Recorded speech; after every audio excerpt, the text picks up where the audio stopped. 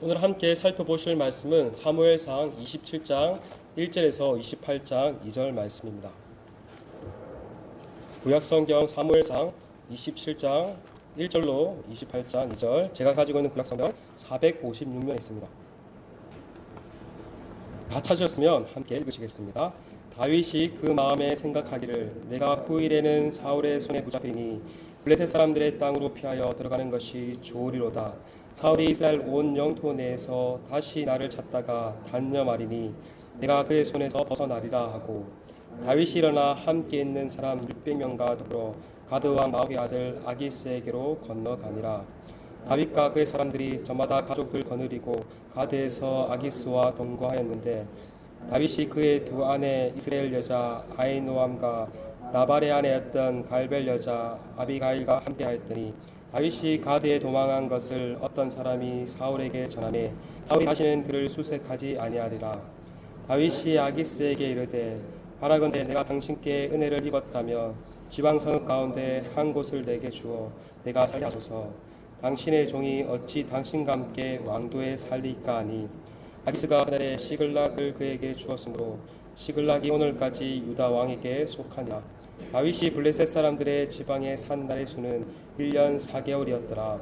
다윗과 그의 사람들이 올라가서 구술 사람과 기르스 사람과 아말렉 사람을 침노하였으니 그들은 옛적부터 술과 애굽 땅으로 지나가는 지방의 주민이라.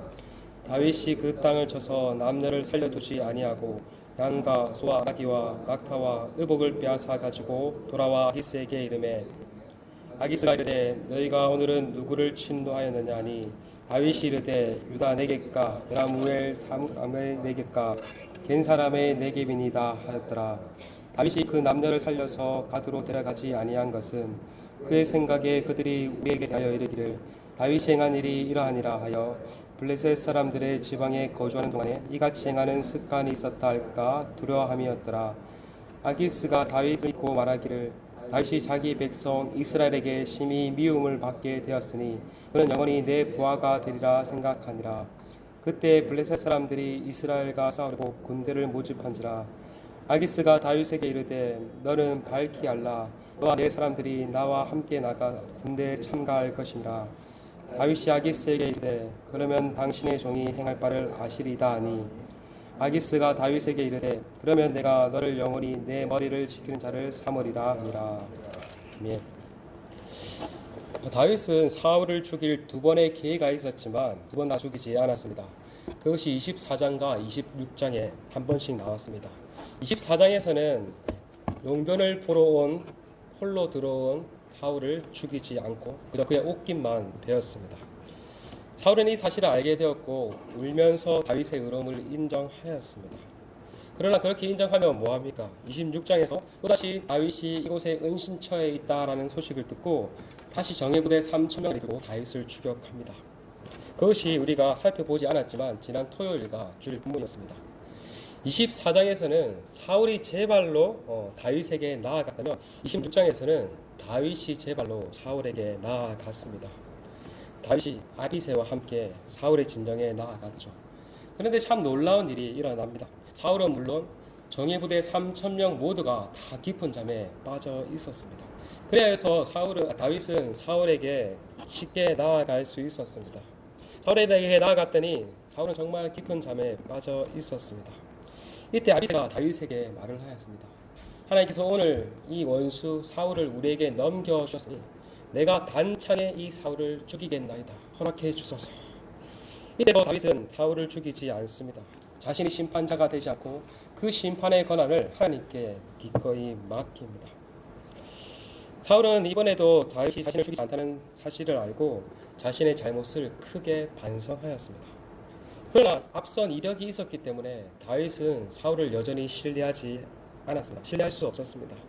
언제 다시 자신을 잡으러 올지 모른다고 생각하고 그리하여 이스라엘을 떠나 오늘 본문에 보니까 블레셋에 망명을 합니다. 그것이 1절과 2절입니다. 다윗이 그 마음에 생각하기를 내가 후일에는 사울의 손에 붙잡히리니 블레셋 사람들의 땅으로 피하여 들어가는 것이 좋으리로다.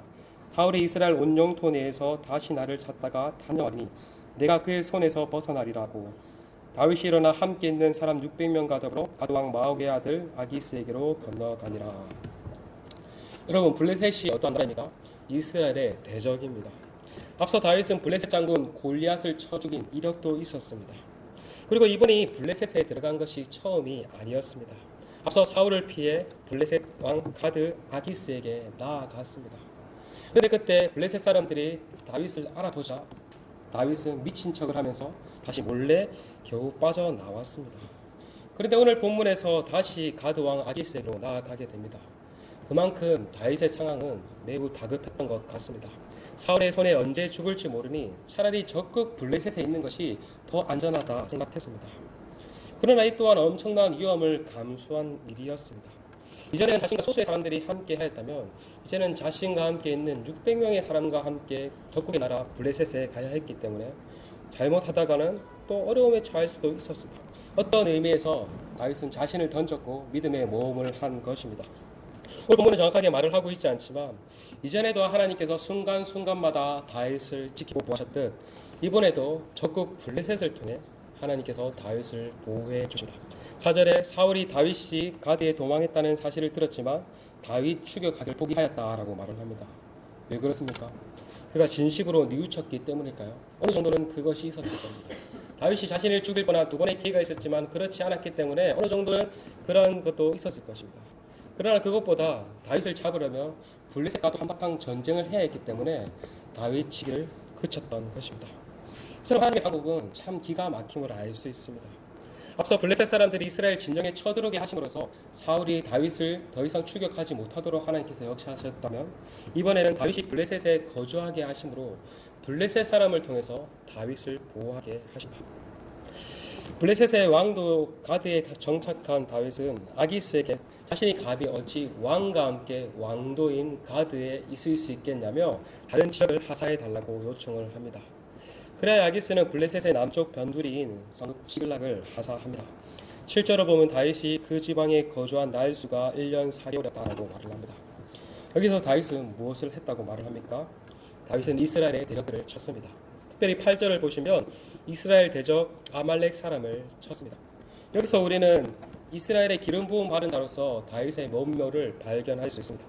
다윗은 비록 이방 땅에 거주하고 있었지만 기름 부음 받은 자라는 이스라엘의 구원자라는 자신의 정체성을 잃지 않았습니다.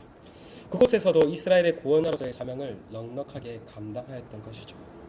앞서 우리의 사울의 모습을 살펴보면 어떻습니까? 아말렉을 완전히 다 진멸해야 함에도 불구하고 완전히 진멸하지 않았습니다.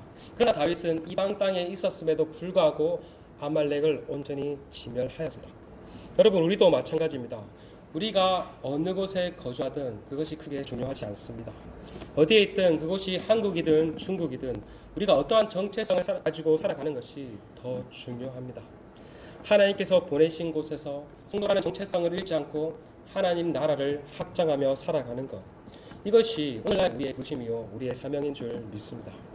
그래서요, 이것이 중국이라서 너무 싫다, 한국에 빨리 돌아가고 싶다, 한국에서 살고 싶다, 물론 그런 마음이 드는 것은 자연스러울 것입니다. 하지만 여러분, 너무 불평하지 마십시오. 이곳에서 내가 어떻게 성도로서 정체성을 잃고 하나님 나라를 확장하는가, 거기에 더 관심을 두고 살아가십시오. 그래야 해서 정말 이곳 부르신 하나님께서 우리를 이곳에서 부르신 그 목적을 분명하게 발견하고 성도로서의 정체성을 잃지 않고 오늘도 하나님 나라를 확장해 나가는 우리 모두가 되시기를 소망합니다. 가드 아기스는 다윗에게 이제 누구를 쳤는지를 묻습니다. 이때 다윗은 자신의 동족을 쳤다고 거짓 보고를 합니다. 아기스는 이 말을 듣고 다윗을 더욱더 신뢰하게 되죠. 이제 다윗이 자신의 동족 이스라엘에게 크게 미움을 받게 되었으니 자신의 좋은 부하가 될 것이라 생각합니다. 그래서 어떤 요구를 합니까? 이스라엘과의 전쟁을 앞두고 군대를 모집하는데 너와 너의 사람들이 우리 군대가 되어달라고, 이스라엘을 대적하는 군대가 되어달라고 요청을 합니다. 다윗은 이한 아기스의 요구에 그러면 당신의 종이 행할 바를 아시리라고 모호하게 답을 합니다. 그만큼 매우 난처했던 것입니다. 블레셋 왕의 무한 신뢰를 받고 있는 상황에서 이스라엘의 전쟁에서 안 나간다고도 할 수 없고 나갈 경우에는 동족과 싸워 동족을 죽여야 했기 때문에 참 난처했을 것입니다. 그러나 때도 없이 다윗은 하나님의 개입을 기다렸을 것입니다. 그런데 이후에 수요일에 살펴보겠지만 하나님께서 이번에도 기가 막힌 방법으로 다윗을 전쟁에 참여하지 않도록 일을 하십니다.